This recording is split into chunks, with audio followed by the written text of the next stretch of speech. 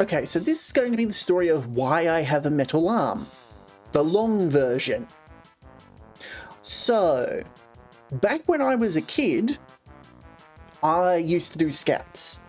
So, we would do like camping trips and things very occasionally.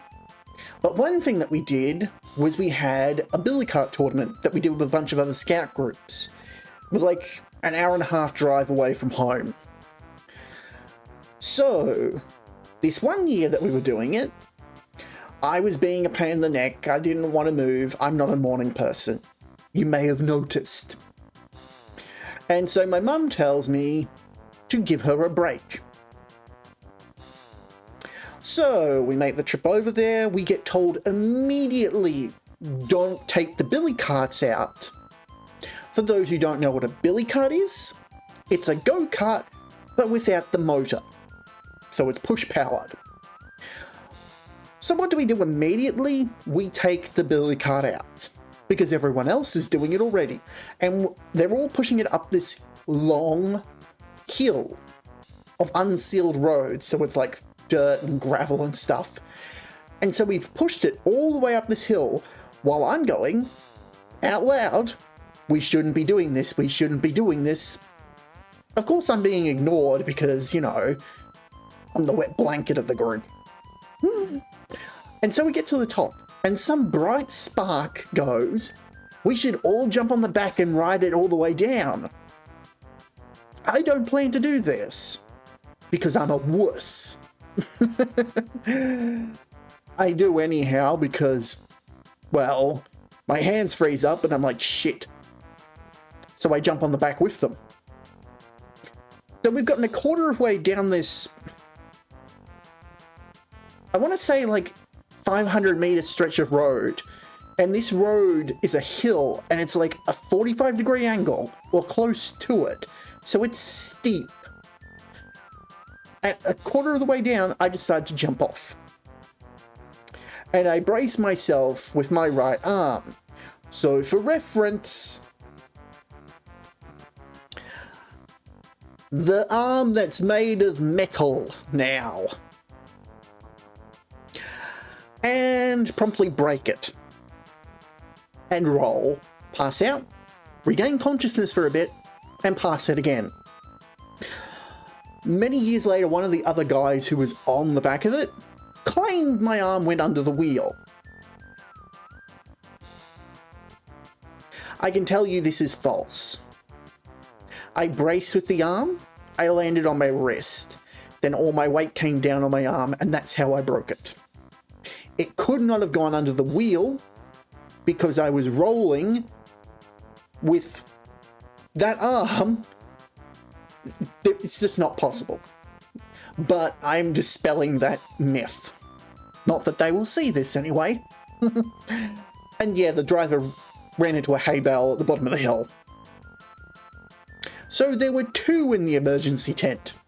Me, with my face covered in blood, because I scraped my face up on the unpaved road, and the driver, who had hit his face on the steering wheel and got a blood nose. Now, they didn't realize my arm was broken and were more concerned about my face covered in blood. I mean, that's to be fair. I broke the bone, but it wasn't a clean break. I should explain that one. Essentially, hang on, I'm grabbing my arm out and looking at it. If you were to hold your right arm up, palm facing outwards, it is the outer bone below the wrist. That's where I broke it. And it was hanging on by a thread, so the bone wasn't poking out at all or anything. The only concern was, I said to them, I can't feel my arm. Yeah, so they cleaned up my face, gave me water. This will be important later. And then the paramedics turned up. They had a look and it's like, oh, he's done something to his arm. We need to go get it scanned. So they put my arm in an air cast and take me to the local hospital. It is at this point in time that phone calls are being made. while my arm is getting a CAT scan to check if it's broken or not. So I didn't find out until last week that they called my dad first, and he just hung up on them. This will become understandable later. Oh God.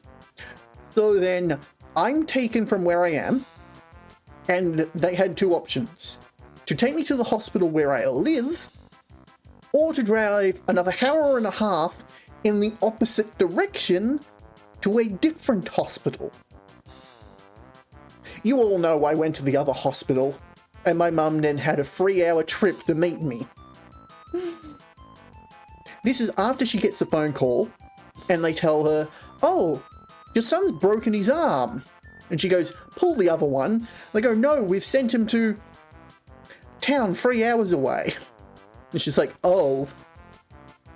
To be fair, this is the kid who wouldn't finger paint because he'd get his fingers dirty. I'm admitting to a lot of weird shit, aren't I? So then, yes, there's more. My mum makes a phone call to one of my aunts who lives in town and just happens to work for a sports surgeon. She did not think about that at the time. It was just a happy coincidence. So he's lined up in order to operate. So I am lying in a hospital bed in a room waiting to go into operation for them to look at my arm and everything. And my mum and my aunt turn up. First words out of my mum's lips: "Gamma, I told you to give me a break, but I didn't mean it literally."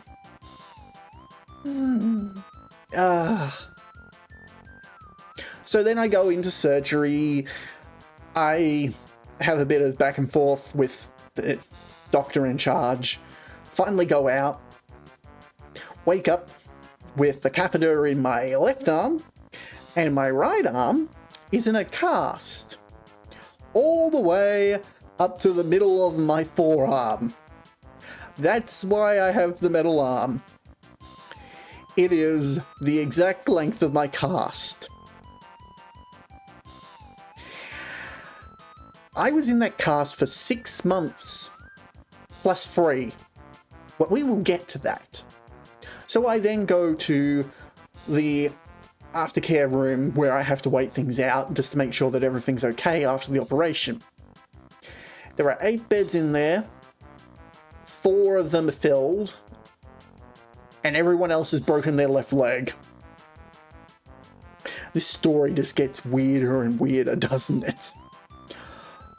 So, after all that, I finally get to, get discharged, and we spend a couple of nights at my aunt's. We have to cut the shirts so that they're not covering my cast, which I should explain is at a constant right angle. Goes all the way up past my knuckles, and then all the way up my arm, up past my elbow, halfway up my forearm.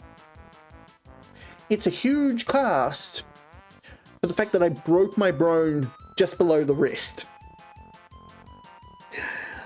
But they needed to, because that bone moves around when you move your arm, so it needed to be locked in place. So, then Easter comes round, and I fall in the mud. A bee stung my toe, so naturally I went to grab my foot and flick the bee off. Lost my balance and braced with my dominant arm, which is my right. So yeah, my arm fell in the mud, and poor mum, over Easter, had to take me to the hospital again. And I got an extra 3 months for my trouble. So now comes the piece de resistance to this whole story. I broke my arm on April 1st. That's right. This whole ordeal happened on April Fool's Day. So yeah, that is why my dad hung up. He thought it was a crank call. And why my mum wasn't too concerned at first, not just because her kid is not likely to break a limb, but also it's April Fool's. And why her first comment was a joke. Oh dear. So this is why I don't do April Fool's pranks. I've done the best one I ever could, and I will never try to top it. I'm also the only one of my siblings who's ever broken a bone. Oh dear. And despite all that, that wasn't the reason why I have the moniker The Fool. Though it may as well be. Oh dear.